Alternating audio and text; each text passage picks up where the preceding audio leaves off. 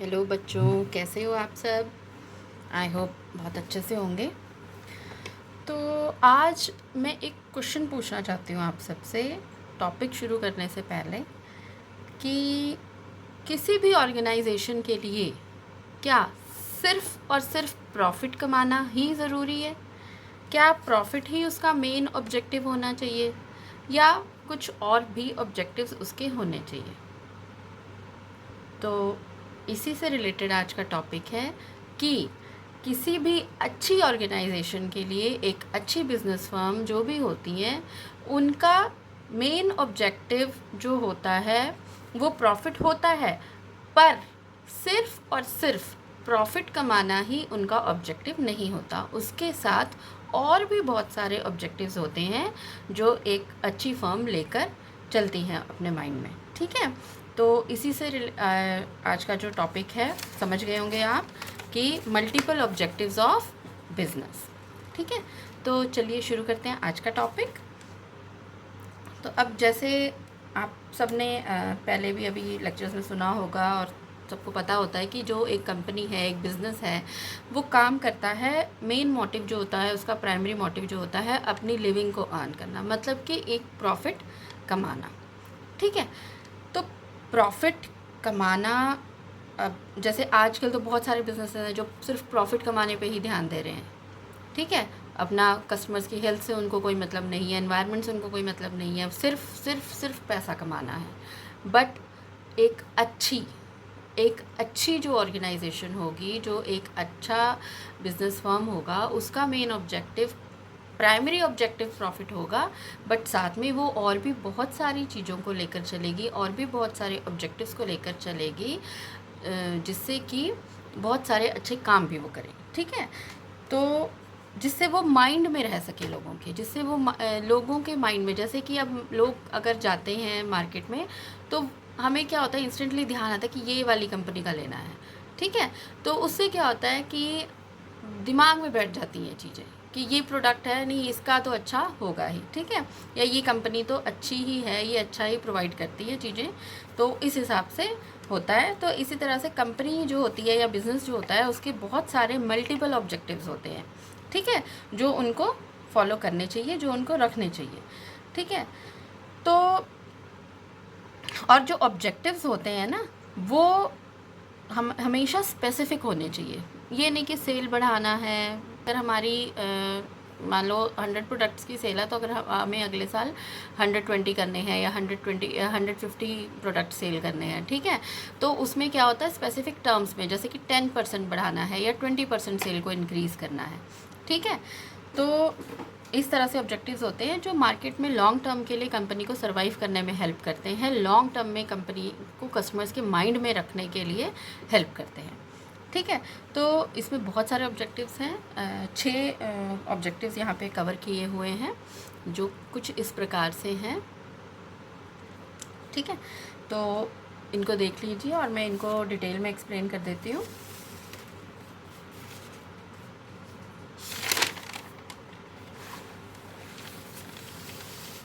तो जो इसमें जो ऑब्जेक्टिव है पहला, वो है मार्केट स्टैंडिंग।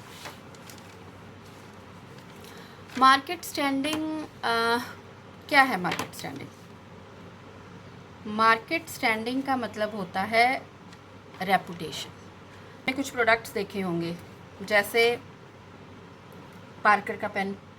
ठीक है, हम लोग एज अ स्टूडेंट जो हैं, ज़्यादातर क्या प्रेफर करते हैं नोटबुक्स में? क्लासमेट की नोटबुक। ठीक है, फ्लेयर के स्केच पेन हो गए, फ्लेयर के कलर्स हो गए, डॉम्स के कलर्स हो गए।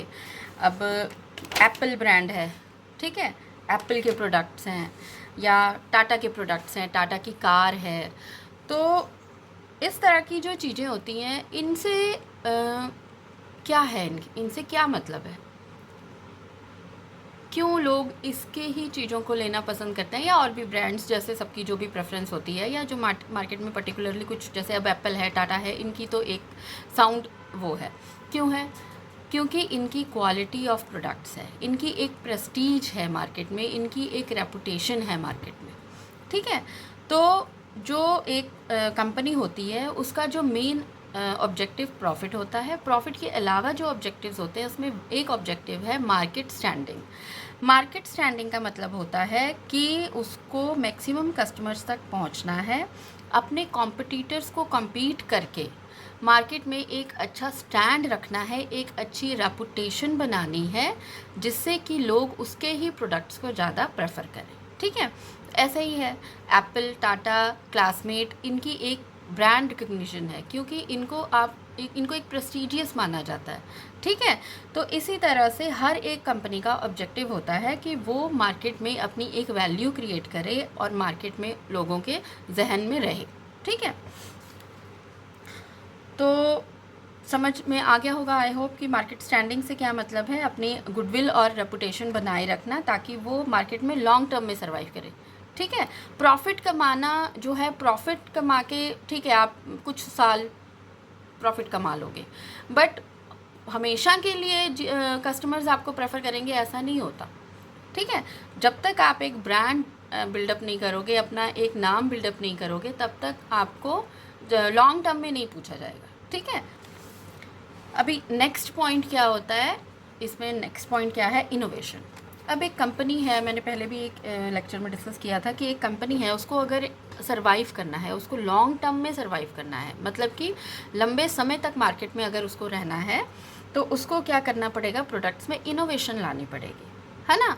प्रोडक्ट्स में इनोवेशन लानी पड़ेगी, तो प्रोडक्ट्स में इनोवेशन लाने के लिए उनको या तो अपने एग्जिस्टिंग प्रोडक्ट्स में कुछ ना कुछ नया करते रहना है ना, तो या फिर उनको नया कोई प्रोडक्ट इन्वेंट करना है, नई सर्विस में कोई इनोवेशन लानी है। ठीक है, जैसे कि अब ये फॉर एग्जांपल हुआ था कि एलजी के जब फ्रिज, उन्होंने रेफ्रिजरेटर्स जब मतलब आते हैं, शुरू से बहुत देर से आ रहे हैं, पर उनमें नई नई टेक्नोलॉजी आती जा रही है कि क्या है उसमें, एक उन्होंने इंट्रोड्यूस किया था डोर कूलिंग का फीचर। ठीक है, एयर प्योरीफायर्स आए, इनोवेशन हुआ, क्वालिटी डिग्रेड हो रही है एयर की, तो एयर प्योरीफायर्स इन्वेंट होना शुरू हो गए। ठीक है, स्मार्ट वॉचेस बनी। आजकल क्या है, बच्चों को फ़ोन नहीं दे सकते, या बड़े भी, बच्चे भी, सब यूज़ कर रहे हैं स्मार्ट वॉचेस। बच्चों को आप फ़ोन नहीं दे सकते, बट स्मार्ट वॉच, बच्चे नीचे खेलने गए हैं, बाहर कहीं खेलने गए हैं, तो आप उनको स्मार्ट वॉच दे देते हैं कि चलो हम कॉल करके एटलीस्ट पता कर सकते हैं हमारा बच्चा कहाँ पे खेल सकता है, या उसको बुला सकते हैं। ठीक है, ऐसे ही एक रिसेंटली शुरू हुआ है रिलायंस का जियो मार्ट एप्लीकेशन, जो है सर्विस इनोवेशन उन्होंने स्टार्ट किया है।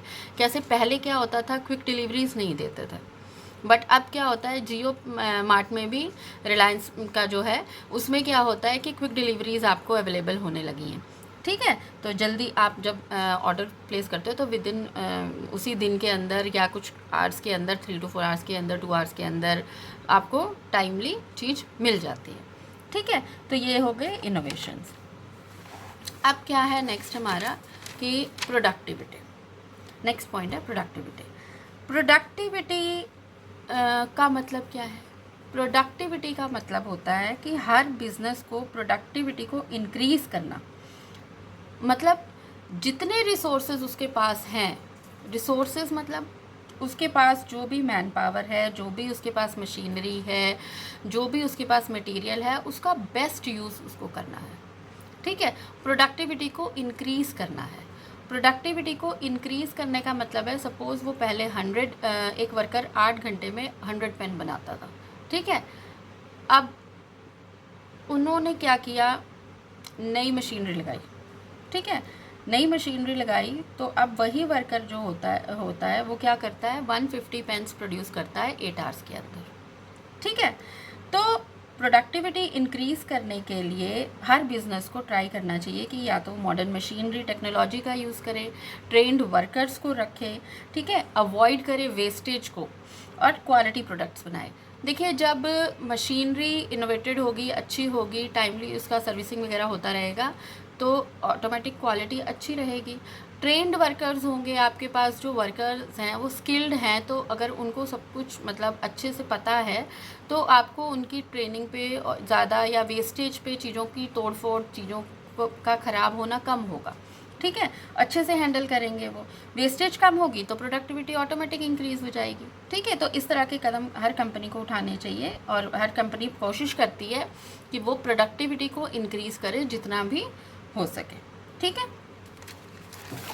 नेक्स्ट जो पॉइंट है, इसमें 3 और 4 पॉइंट जो है वो लगभग सिमिलर सा ही है, थर्ड और फोर्थ पॉइंट। फोर्थ पॉइंट जो है वो है फिजिकल एंड फाइनेंशियल रिसोर्सेज। इसमें क्या है फिजिकल एंड फाइनेंशियल रिसोर्सेज में, कि ऑप्टिमम यूटिलाइजेशन ऑफ फिजिकल और फाइनेंशियल रिसोर्सेज, उनको इन रिसोर्सेज का एफिशिएंटली यूज़ करना चाहिए। एफिशिएंटली यूज़, जैसे अभी इसमें मैंने थर्ड पॉइंट में बताया ये प्रोडक्टिविटी वाले में, कि उनको कोशिश करनी है कि जो भी उनके पास फिजिकल रिसोर्सेज मतलब कि जैसे प्लांट, मशीनरी, ऑफिस की बिल्डिंग और जो भी उनके पास अदर एसेट्स जो हम देख सकते हैं, ठीक है, फिजिकली जो प्रेजेंट है वहाँ पे, प्लांट, मशीनरी हो गई, बिल्डिंग हो गई, जो भी और इक्विपमेंट्स यूज़ होते हैं प्रोडक्शन के लिए, वो सारे फिजिकल रिसोर्सेज हैं, ठीक है। तो उनको इनका जो यूटिलाइजेशन है वो प्रॉपर करना है। और फाइनेंशियल रिसोर्सेज जो हैं, जैसे कि फंड्स, जो भी उनके पास फंड्स हैं, चाहे वो कैपिटल है, चाहे वो लोन है उनको उनके पास, चाहे प्रॉफिट्स हैं जो उन्होंने अर्न किए हैं, गवर्नमेंट से अगर कोई ग्रांट मिल रही है, वो शेयर होल्डर्स की जो इन्वेस्टमेंट है, ठीक है। तो हर कंपनी को कोशिश ये करनी चाहिए और हर कंपनी का ऑब्जेक्टिव ये रहता है कि वो क्या करें, फिजिकल और फाइनेंशियल रिसोर्सेज जो भी उनके पास हैं उसका बेस्ट यूज़ करें, ठीक है। बेस्ट यूज़ करेंगे, सरवाइव तो करेंगे, उल्टा अच्छे से चलेंगे मार्केट में, ठीक है ना। ज़्यादा प्रोडक्टिविटी होगी, ज़्यादा सेल होगी, ज़्यादा प्रॉफिट होगा, ठीक है। तो उसके लिए क्या करती है कंपनीज, उनको आइडियल टाइम जो होता है, जो खाली टाइम है, जो मतलब जिसमें वर्कर्स खाली बैठे हैं, तो वो उनको अवॉइड करती हैं, ठीक है। अगर रॉ मटेरियल्स टाइम पे अवेलेबल होगा तो टाइम लैग नहीं आएगा। मतलब कि अगर रॉ मटेरियल आपके पास प्रॉपरली अवेलेबल है, सामान अवेलेबल है, तो वर्कर्स खाली नहीं बैठेंगे, नहीं तो बोलेंगे हमारे पास तो सामान नहीं है, कैसे करें काम, ठीक है। तो टाइमली रॉ मटेरियल अवेलेबल कराना और प्रॉपर प्लानिंग और स्केड्यूलिंग। अगर आप प्रॉपर प्लानिंग से चलते हैं, अगर आप प्रॉपर प्लानिंग करते हैं, तो आप चीज़ों को बेटर कर पाते हैं। जैसे एज अ स्टूडेंट अगर आप लोग प्लानिंग करके प्रॉपर चलेंगे और ठीक है थोड़ा थोड़ा टाइम डेली हमने इस सब्जेक्ट को देना ही है, तो आप बेटर कर पाते हैं, है ना। वैसे ही कंपनी के लिए क्या है, अगर वो प्रॉपर प्लानिंग से चलती हैं तो उनका क्या है, बहुत बेस्ट यूटिलाइजेशन होता है चीज़ों का, ट्रेंड वर्कर्स रखती हैं, आइडल टाइम को कम करती हैं, टाइमली हर चीज़ अवेलेबल रखती हैं और मशीनरी की रेगुलर मेंटेनेंस करती हैं, ठीक है। मशीनरी रेगुलर मेंटेनेंस होगी तो ब्रेकडाउन्स कम होंगे, मशीनरी काम करते करते बंद नहीं पड़ेगी या उसमें कोई फॉल्ट नहीं आएगा, ठीक है ना। तो प्रोडक्ट्स भी अच्छे से बनेंगे और बेटर यूटिलाइजेशन भी होगा चीज़ का, ठीक है। आई होप समझ आया होगा आपको। अभी इसमें जो नेक्स्ट पॉइंट है वो है अर्निंग प्रॉफिट्स। ये तो मेन पॉइंट है ना। हर कंपनी क्या करती है, उसका काम करने का जो भी मोटिव होता है प्राइमरी, हर किसी का, चाहे वो पर्सन है जो भी काम कर रहा है, चाहे वो कंपनी है, ऑर्गेनाइजेशन है, सबका मोटिव है हमें प्रॉफिट अर्न करना है, ठीक है। प्रॉफिट जो होता है अर्न करना है, प्रॉफिट कितना, एडिक्वेट प्रॉफिट, जितना पैसा मैंने कंपनी में लगाया मुझे उसके अकॉर्डिंग प्रॉफिट मिले, ठीक है ना। Earning profit is the main objective of every business. Profit refers to earning in relation to investment. मैंने जो इन्वेस्टमेंट कर रखी है मुझे उसके एप्रोप्रिएट प्रॉफिट मिलना चाहिए। ये नहीं कि मैंने पैसा तो बहुत लगा दिया बट मुझे प्रॉफिट बहुत कम जनरेट हो रहा है, ठीक है। तो वो नहीं होना चाहिए, ज़्यादा भले ही हो जाए, ठीक है। कम इन्वेस्टमेंट पे जितना ज़्यादा प्रॉफिट होगा उतना अच्छा है। बट तो हर बिजनेस को ट्राई करना चाहिए कि वो जो भी प्रॉफिट कमाए उससे उसकी ग्रोथ हो सर्वाइवल के साथ साथ, ठीक है। अभी जो लास्ट पॉइंट इसमें जो है वो है सोशल रिस्पॉन्सिबिलिटी। अब सोशल रिस्पॉन्सिबिलिटी जो है, सोशल रिस्पॉन्सिबिलिटी का मतलब क्या है। सोशल रिस्पॉन्सिबिलिटी का मतलब है कि एक बिज़नेस जो है वो सोसाइटी का पार्ट है। वो जो भी रिसोर्सेज उसको मिल रहे हैं वो कहाँ से ले रहा है, सोसाइटी से ले रहा है, ठीक है। तो और उसको प्रॉफिट कहाँ से मिल रहा है, मेंबर्स ऑफ सोसाइटी से मिल रहा है, ठीक है। हम एज अ कस्टमर्स हम चीज़ें खरीदते हैं तो ही तो प्रॉफिट होता है ना, ठीक है। तो वो सोसाइटी के रिसोर्सेज को यूज़ कर रहा है, रिसोर्सेज उसको मैन पावर भी जो लेबर है वो भी सोसाइटी से मिल रही है, ठीक है। प्रोडक्शन भी जो वो कर रहा है, सेल कर रहा है, वो कस्टमर्स को सेल कर रहा है चीज़ें, तो उसको जो बेनिफिट हो रहा है वो सारा सोसाइटी से हो रहा है, सोसाइटी का पार्ट है ना वो। तो इसलिए उसको क्या करना चाहिए, जो भी बिजनेसेस रन होते हैं, जो भी बिजनेसेस काम करते हैं, उनको काम सोशली डिज़ायरेबल मैनर में करना चाहिए। सोशली डिज़ायरेबल मैनर उसको ऐसा काम करना चाहिए कि जिससे सोसाइटी को हार्म ना हो, सोसाइटी को नुकसान ना हो, इवन वो कुछ अच्छा कर सके सोसाइटी के लिए। ठीक है, जैसे वो अच्छा सेफ़ एनवायरनमेंट प्रोवाइड करे। ठीक है, सेफ़ एनवायरनमेंट किसे प्रोवाइड करेगा? अपने वर्कर्स को प्रोवाइड करेगा। जो काम करने का जो एनवायरनमेंट है वो सेफली पहले अपने वर्कर्स को प्रोवाइड करे। दूसरा, जो एनवायरनमेंट है हमारा, नेचर, प्रकृति है, उसके साथ भी उसका भी ध्यान रखे कि उसको हार्म ना हो। ठीक है, उस अपने बेनिफिट के लिए वो नेचर को नुकसान ना पहुंचाए। दूसरा, क्वालिटी प्रोडक्ट्स दे। ठीक है, जो भी कॉस्ट पे वो दे रहा है चीज़ों को, पहले तो कॉस्ट भी उसको इस तरह की होनी चाहिए कि ज़्यादा बढ़ा चढ़ा के कॉस्ट नहीं होनी चाहिए, और उस कॉस्ट पे जितनी बेस्ट क्वालिटी वो प्रोवाइड कर सकता है उसको उतनी बेस्ट क्वालिटी प्रोडक्ट्स कस्टमर्स को प्रोवाइड करनी चाहिए। पोल्यूशन रिड्यूस करने में हेल्प करनी चाहिए। ठीक है ना, पोल्यूशन ना क्रिएट हो ज़्यादा एनवायरनमेंट में, लोगों को हार्म ना हो बेसिकली। और जो उसके एम्प्लॉयज़ हैं उनके साथ फेयर ट्रीटमेंट हो, है ना, उनके, क्योंकि आफ्टर ऑल उनकी वजह से ही बिज़नेस चल रहा है ना, तो उनको एक फेयर ट्रीटमेंट दे, उनके भी चीज़ों का, उनकी हेल्थ का, उनकी चीज़ों का भी ध्यान रखे, उनको अच्छा एनवायरनमेंट दे, अच्छा टाइम दे। ठीक है ना, तो इस तरह से जो एक इसमें एग्जांपल है, एक महिंद्रा ग्रुप जो है उनका एक इनिशिएटिव है नन्ही कली करके। ठीक है, हर कंपनी, चाहे रिलायंस है, टाटा है, कुछ ना कुछ सोशल वर्क करती हैं। ठीक है, चाहे वो हॉस्पिटल्स बनवाना, एजुकेशन की फील्ड में हेल्प करना, ठीक है, तो नेचर को बचाना, कुछ भी वो होता है जिसमें भी उनका कहीं ना कहीं कुछ ना कुछ डिवोशन रहता है। ठीक है, तो इसी तरह से एक एग्जांपल मैंने यहाँ पे कोट किया है कि महिंद्रा ग्रुप जो है उन्होंने गर्ल्स को एजुकेट करने के लिए नन्ही कली करके एक इनिशिएटिव चलाया हुआ है। ठीक है, तो आई होप समझ आया होगा आपको। इसमें ज़्यादा एग्जांपल्स के तौर पे तो मैं जितने दे पाई हूँ मैंने कोशिश की है।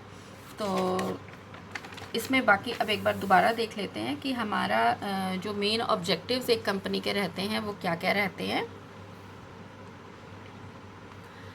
सबसे पहला आ गया मार्केट स्टैंडिंग। मार्केट स्टैंडिंग का मतलब गुडविल और रेपुटेशन बनाना। ठीक है, अब पता है क्या होता है, चीज़ों को आप ना लिंक कर सकते हो। आपको पॉइंट्स, हर टॉपिक के अंदर इतने सारे पॉइंट्स हैं तो आपको याद करने में मुश्किल होती है। आप कैसे लर्न कर सकते हो उनको? आप उनको लिंक कीजिए। ठीक है, लिंक कैसे करेंगे? मार्केट स्टैंडिंग है, सपोज ये मल्टीपल ऑब्जेक्टिव्स ऑफ बिजनेस है, इसमें क्या है, मार्केट स्टैंडिंग बनानी है। ठीक है, मार्केट स्टैंडिंग मतलब गुडविल बनानी है, रेपुटेशन बनानी है अपनी। ठीक है, अब वो रेपुटेशन किसी भी कंपनी की कैसे बनेगी, किसी भी इंसान की या किसी भी कंपनी है, मान लो सिमिलरली मैं लेके चलती हूँ कि आप लोग अपने से रिलेट करके समझ पाएँ। अब हम अच्छे काम करेंगे, ठीक है ना, रेपुटेशन बन जाएगी। मार्केट स्टैंडिंग बनानी है, आपने अच्छे प्रोडक्ट्स दिए, प्रोडक्ट्स में कुछ ना कुछ इनोवेशन किया। ठीक है, प्रोडक्ट्स इनोवेट किया, आपने बेटर क्वालिटी चीज़ दी। ठीक है, इनोवेशन किया, उसमें चीज़ों लोगों में पहुँचे तो आपको एक रेपो बन गई आपकी। ठीक है, मार्केट में कि ये कंपनी अच्छे प्रोडक्ट्स देती है। ठीक है, फिर आप क्या करते हो, प्रोडक्टिविटी को इंक्रीज़ करते हो कि आप बेस्ट यूटिलाइजेशन, और फिजिकल और फाइनेंशियल रिसोर्सेज दोनों को मैं लिंक करके बताती हूँ कि प्रोडक्टिविटी और फिजिकल और फाइनेंशियल रिसोर्सेज, आपने इनका ऑप्टिमम यूटिलाइजेशन किया चीज़ों का। ठीक है, रिसोर्सेज जो आपके पास हैं आपने उनका बेस्ट यूटिलाइजेशन किया, तो आपने इनोवेशन किया तो आप क्या हुआ है, मार्केट रेपुटेशन बन गई आपकी। आपने सोशल रिस्पॉन्सिबिलिटी निभाई तो आपकी रेपुटेशन बन गई। ठीक है ना, तो इस तरह से जब आपने अगर इनोवेशन किया, सोशल रिस्पॉन्सिबिलिटीज़ निभाई, प्रोडक्टिविटी इंक्रीज़ की, फाइनेंशियल और फिजिकल रिसोर्सेज को आपने अच्छे से यूटिलाइज़ किया, आपने वर्कर्स को प्रॉपर ट्रेनिंग दी, बढ़िया तरीके से उनको समझाया सिखाया, तो एक्सीडेंट्स भी कम होंगे, मशीनरी फेलियर भी कम होगी, आपके पास जो सामान है, जो रॉ मटेरियल है, आप उससे बेस्ट से बेस्ट और बेटर ज़्यादा प्रोडक्ट्स उससे आप बना सकते हैं। ठीक है, तो और फिर इन सब से क्या होगा, जब आपकी रेपुटेशन बन जाएगी तो उससे क्या होगा, आप प्रॉफिट्स ज़्यादा अर्न करोगे। ठीक है ना, तो ये सारे पॉइंट्स जो हैं आप अपने अकॉर्डिंग लिंक कर सकते हो, अपने माइंड में बैठा सकते हो कि भाई ये कर रहा है, मतलब ये उनके ऑब्जेक्टिव्स हैं तो ये इस तरह से लिंक्ड हैं। ठीक है, तो आई होप समझ आ गया होगा लेसन। अगर कहीं पे भी आपको लगता है कि ये मुझे नहीं क्लियर हुआ है तो आप मुझे कमेंट करके बता सकते हैं, तो मैं कोशिश करूँगी और बेटर वे में उसको विद रेलिवेंट एग्जांपल्स और रिसेंट एग्जांपल्स में समझा सकूं। अगर आपको मेरा पढ़ाया हुआ समझ आता है, थोड़ा सा भी अच्छा लगता है, तो प्लीज़ इसे शेयर कीजिए, लाइक कीजिए, और ताकि और भी बच्चों तक पहुंच सके। Thank you for watching.